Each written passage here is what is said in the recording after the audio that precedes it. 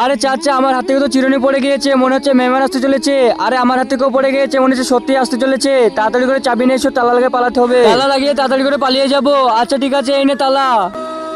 আরে তাড়াতাড়ি করে লাগা, পালাতে হবে। আরে ওরা চলে এসেছে, তাড়াতাড়ি করে লাগা, পালিয়ে চলে এখন। আরে এদের ঘরে তো তালা লাগানো আছে, চলো আজকে সাবির ভাইয়ের ঘরে যাই। হ্যাঁ, ওই ঘরে আজকে সারা রাত কাটিয়ে দিব। চাচা এখন চলে এসো, মেহমান চলে গিয়েছে। আরে আমাদের ঘরে তো চোর ঢুকে পড়েছে। এইখানে চেনাচুর আছে, ভরে নি। এখানে বিস্কুট আছে, ভরে নি। সবজিগুলোও ভরে নি। এখানে আটা আছে, এগুলোও ভরে নি। এখন তুই কোথায় পালাবি বল? তুই কে? আমি আল্লাহর ফেরেশতা। তার আগে যারা চ্যানেলটিকে সাবস্ক্রাইব করে দিবে তাদের মা বাবা যেন অনেক অনেক দিন বেঁচে থাকে, আর যারা ভিডিওটা লাইক করে দিবে তাদের মনের আশা যেন পূরণ হয়ে যায়। কমেন্টে বলে যাও আই লাভ ইউ মা বাবা।